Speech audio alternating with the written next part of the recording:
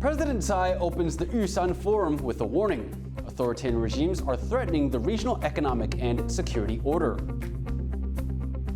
Taiwan's defense minister indicates the country will lengthen conscription from the current 4 months.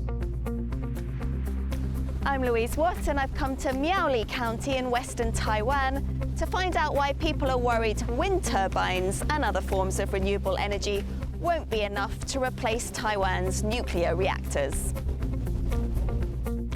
I'm Rick Liao for TaiwanPlus, here outside the presidential office as Taiwan wraps up preparations for this year's National Day Parade.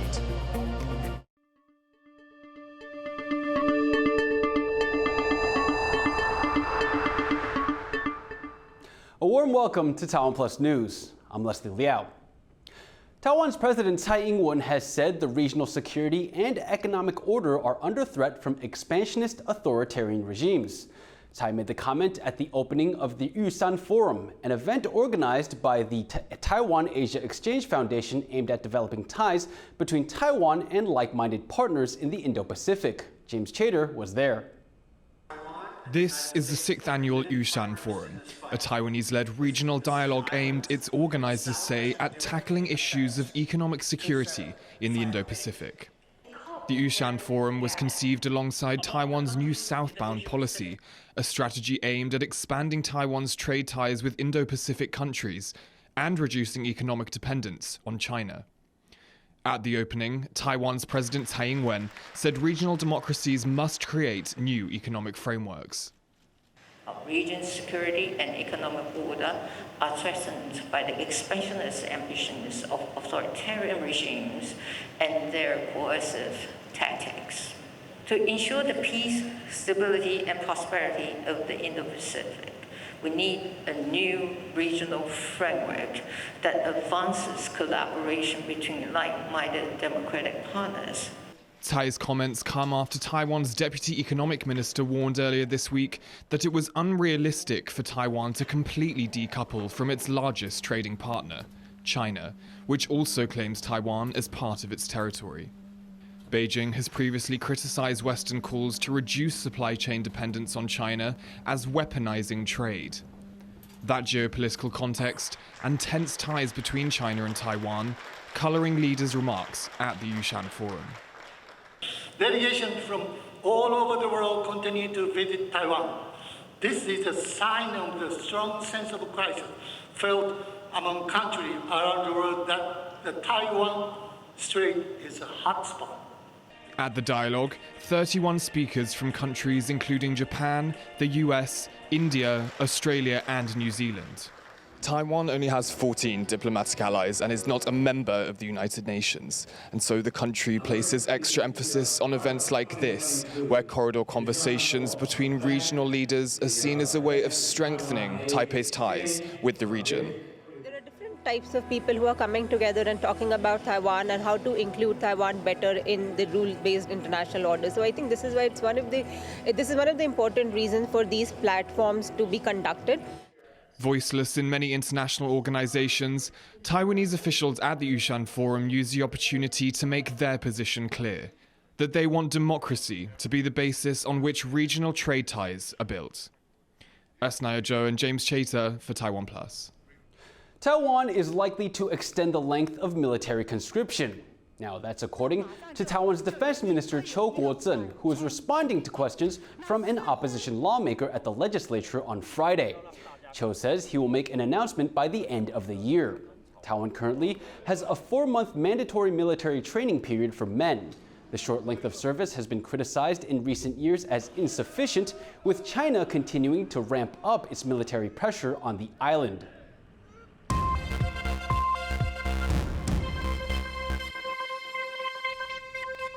Taiwan is phasing out nuclear power, but the government is facing calls to rethink this policy over fears the country might run out of power.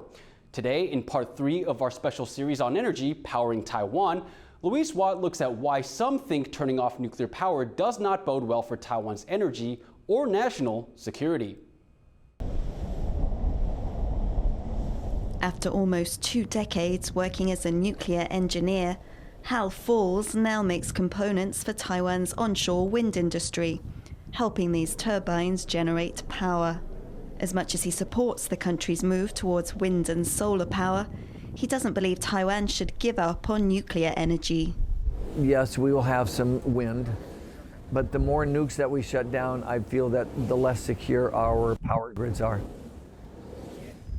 A simulation of a blockade around Taiwan during recent Chinese military drills has raised concerns about the stability of the island's energy supply. China sees Taiwan as part of its territory and has threatened to take it by force if necessary. But many observers think it could instead try to bring Taiwan to its knees by surrounding it and starving it of its energy. Right now, nuclear provides 10% of Taiwan's electricity needs, behind coal on 44% and natural gas on 37%. Much of these two are imported. Renewable energy generates just 6% of Taiwan's power, but the government wants to increase that to 20% by 2025. This is what's known as the second nuclear power plant. It's been supplying power to Taiwan since 1981. But the operating license of its last reactor is due to expire next year, and the plant is being shut down. That means Taiwan will be left with just one nuclear plant in operation, and the government wants to shut that down in 2025. One of the biggest concerns about nuclear power is where you store the nuclear waste. 用过燃料是放射性最高的，我已经把它放在干式储存里面，放在旁边。好，那现在我们知道用过燃料是放在炉心嘛，因为没有地方可以去，干式储存没有办法用，所以它就现在放在炉心里面。那我们希望能够尽早把它拿出来放到干式储存里的安全储存。Public opinion in Taiwan turned against nuclear power after the Fukushima disaster in Japan, with some nervous that an earthquake in Taiwan might also one day spark an emergency. But now, 11 years on, Japan is turning back to nuclear power. In Taiwan, it's a different picture. Taiwan's ruling Democratic Progressive Party has long been anti-nuclear.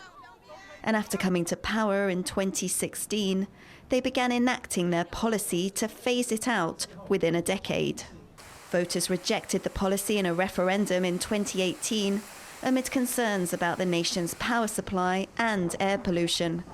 But the government is pushing ahead with its plans. 其实现在世界各国在核电的使用上面，其实第一个是工程真的时间非常的久，那第二个就是其实因为安全问题成本增加的非常的高，那这些都是重要的问题。那除了这个以外，其实人才也是个问题，就是这一个工业要突然重新发展起来，需要大量的人才的投入，这些都需要时间啦。Tsung, who's also the acting chair of state-run Taiwan Power Company, or Taipower, says 2 offshore wind power generation systems to be completed in 2026 and 2027 will replace the output of Taiwan's nuclear plants. But after a series of power outages this year and last, businesses are skeptical. If you do the mathematics, you see, look at the numbers, we are very marginal on the electricity supply. As much as many years ago, we didn't want nuclear, but you look at the reality now, what's wrong with that, right? If it is safe, it is clean, it's cheap. Pro-nuclear advocates like Falls also point to its importance to Taiwan's national security. It's more stable than wind and solar, which are dependent on the elements. And it's more secure than coal and gas, which rely heavily on imports. In the event of a blockade, Falls says, nuclear power would help keep Taiwan's lights on. Nuclear energy. You can store 5 years worth of energy in one swimming pool that's, smaller than this area that we're sitting in. That's 5 years. But Taiwan's more than 40-year nuclear power era is still, for now at least, drawing to an end. At a time when Taiwan's economy and energy needs keep on growing. However it does it, the country has to find a way to manage this transition, to make sure that its economy keeps turning. Klein Wong, Pichi Zhuang and Louise Watt, for TaiwanPlus. Now, Taiwan is planning to go nuclear-free in just a few years, almost 5 decades since it started its nuclear power program. To find out more about the history of nuclear energy in Taiwan, reporter Eric Liao spoke with Steve Jiang, the former general manager for General Electric Hitachi Nuclear Energy in Taiwan. So Taiwan's nuclear program started in the 70s. What was the impetus for the country to start its program at that time? Okay, Taiwan's nuclear power program started in the 70s as a part of the so-called 10 Great Construction projects, the so-called oil crisis, and made the government realize that need nuclear power. And so the first nuclear power plant started construction in about 1972 timeframe. And then the second nuclear power plant followed it shortly in a few years. And then the third nuclear power plant also followed that in a few years. So from December of 1978 to May of 1985, okay, in those few years, all 6 units of Taiwan nuclear plants went on commercial operation. At that time, it consisted of more than 50% of the total electricity generated in Taiwan. Today, it consists of about 10% of the total electricity generated in Taiwan.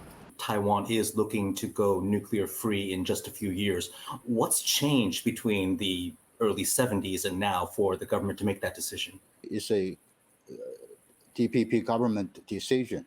And the DPP government was saying that we can go nuclear free and replace it, okay, especially with renewable energy, such as wind power and then solar power. And it used the example of Germany. Germany is the first real major economy or major country, okay, that is going nuclear free.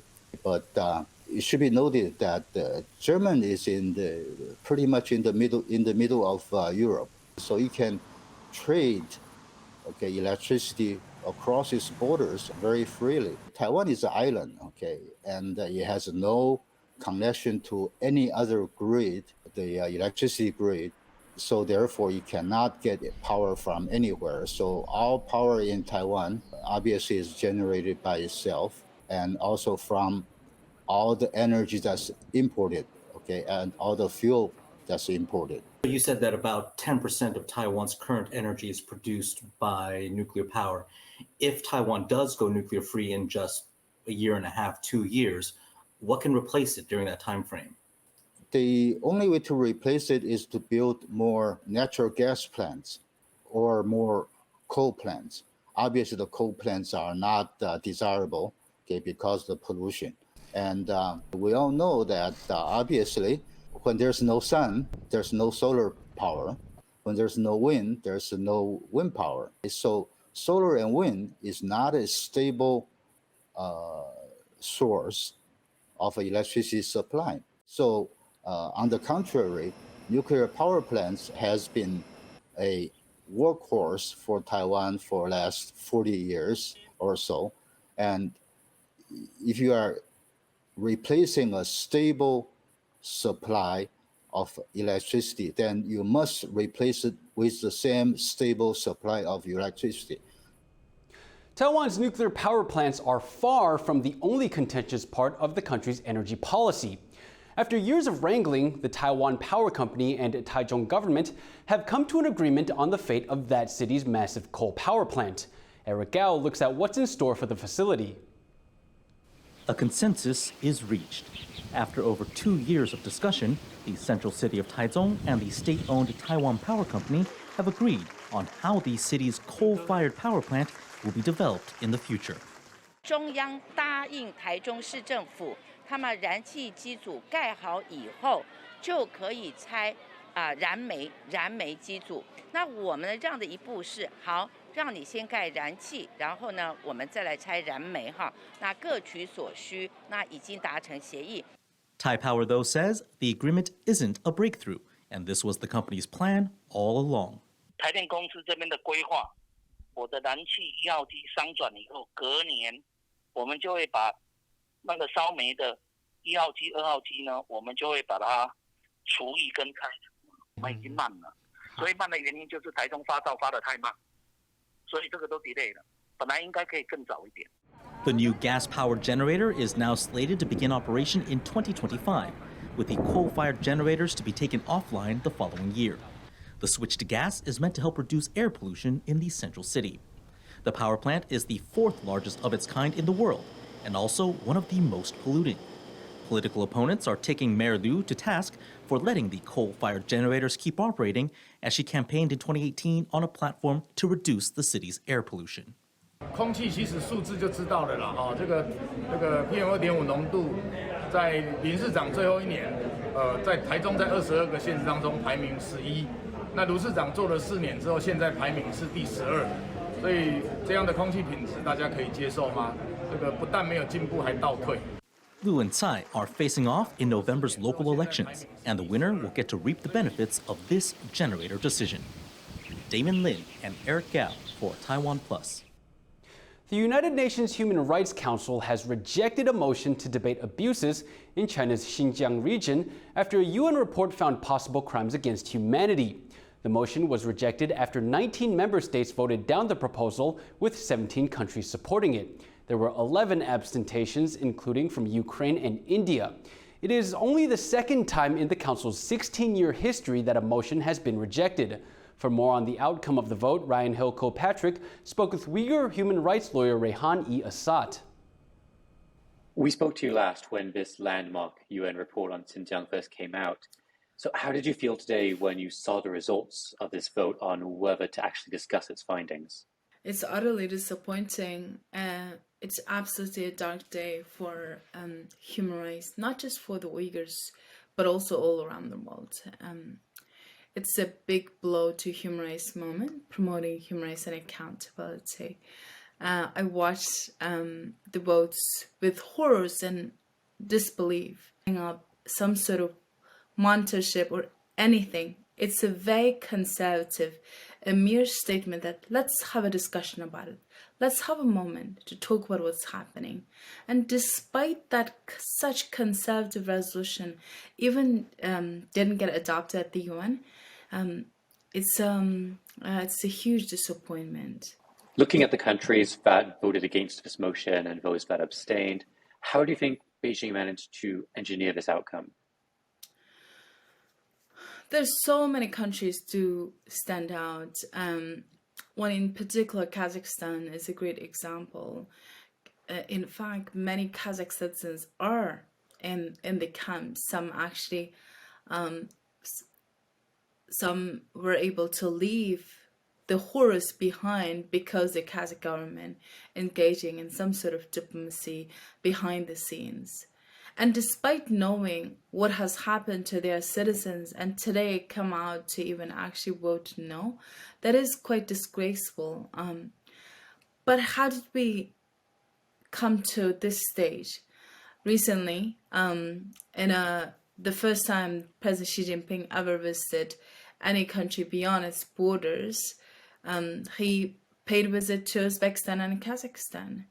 And I think that's pretty quite telling how China used its economic clout to convince these countries to vote against this resolution. How do you move on from here? What comes next for those who want to see China still held to account for what it's done in Xinjiang? I hope countries around the world, especially democracies, would take this as a serious wake-up call. It's time for us to buckle up, including civil society and human rights defenders all around the world. Today's vote is about promoting human rights all around the world, not just promoting liberty of the Uyghur people. And what I'm hoping for, that there would be another opportunity at the UN General Assembly. And that's when we would make sure to turn the history around. Today, it's a very shameful decision. And we still have a big battle in the coming months And it's really time for us to strengthen our determination and not to take this as a defeat, but rather a wake-up call for better efforts to make sure that we defend the dignity of the Uyghur people. Taiwan's National Day weekend is about to begin, and preparations are well underway for the much-anticipated parade. Rick Liao gives us a sneak peek. Hundreds of soldiers, singers, dancers and other performers here in front of Taiwan's presidential office are putting on the final touches for this year's National Day parade on October 10. For Taiwan, often denied a voice on the global stage due to pressure from China, it's a chance to showcase its military, to project its culture and define its geopolitical position. 台湾就是很美啊，很美的宝岛，它有把各个台湾的那个文化都展现出来，我觉得很棒。我对国家将来很有希望。我希望我们这个国家会越来越好，这样子。This year's theme is defending the nation together, and the celebrations come at a time when China has ramped up its military threats to invade Taiwan, which it claims as its own. The 2-hour parade includes flyovers by the nation's Air Force, rifle drills from the elite honor guard, an appearance from the Taipei Municipal Fulin Elementary School baseball team, which came third at the Little League World Series, and traditional religious performances from temples in Taiwan's south. But it opens with singing and dancing from Taiwan's indigenous community.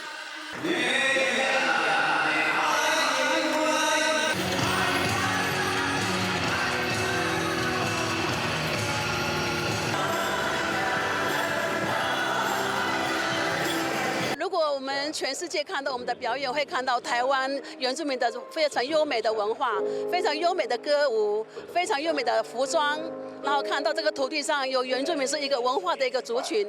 For the first time, a performance by a school band from Japan, a country that has grown closer to Taiwan under a shared sense of threat from China.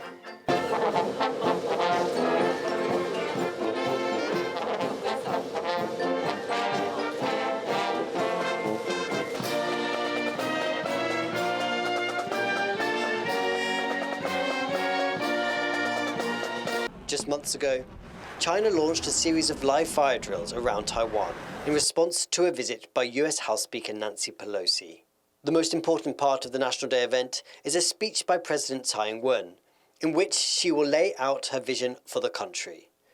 In previous years, she has maintained that Taipei was still open to talks with Beijing. But last year, she only said that Taiwan will not bow to pressure from China. 如果能够继续维持和平，然后希望总统能够有更明确的告知全世界，然后可以帮助台湾，然后让中共跟我们现在就维持现状，一定是最好的。谢谢。The military display and the showcase of local culture here shows how this government wants the world to see Taiwan. But it's the words that President Tsai Ing-wen delivers on October 10 and the actions she follows them up with which will define the country's future. Rick Yi and Rick Liao in Taipei for TaiwanPlus. With Taiwan's National Day just around the corner, the presidential office lit up on Wednesday night in a projection mapping showcase that will last for 5 days. Visitors are welcome to enjoy the light spectacle every half an hour each night from 7 p.m. to 9:30 p.m. Our reporter Sandy Chi was there to take a glance.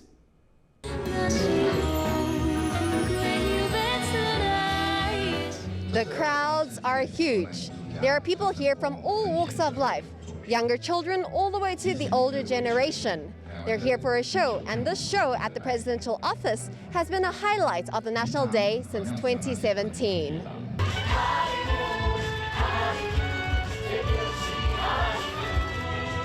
This year's theme is Love Embraces Taiwan, the Island of Light. 经典是不会褪色的。透过展演，我们重温不同世代的经典作品。 也共同见证台湾文化蓬勃多元的发展。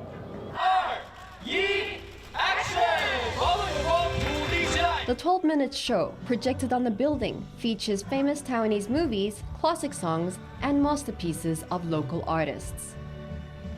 So this group has just seen the first round of the show. So can you tell me, how do you feel at the current moment?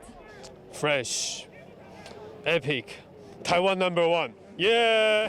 Combining everyday scenes from life in Taiwan with century-old classics, The government says the show expresses the passion and expectations of Taiwan. It is also a tribute to those who have dedicated their lives to Taiwan's cultural industries. It shows some very old school classical Taiwanese artists. Even I'm live in Taiwan for a long time, but I never know those artworks. And there is a surprise element to the show. A projection of Taiwanese artist Huang Tushui's sculpture, Water of Immortality, the first recorded nude statue in Taiwan.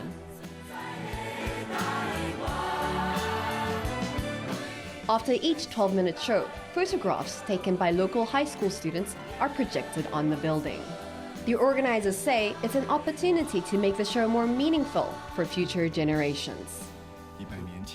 我觉得台湾是我们最爱的国家，有一股要哭的感觉，就是觉得说啊，我们的台湾这么美，是很感动，就这样子。You can feel the excitement in the atmosphere. October 10th is a public holiday in the country. It is regarded as the 111th birthday of the Republic of China. That is the official name of Taiwan, and the celebration is across the country during this time. Alex Chen and Sandy Chi at the Presidential Office for TaiwanPlus. Thank you for watching TaiwanPlus News. Remember to download the TaiwanPlus app for more stories from Taiwan and around the world. Finally today, we leave you with images of New York Comic-Con, where fans dress up as their favorite comic or cartoon characters. I'm Liao. Take care and see you next time.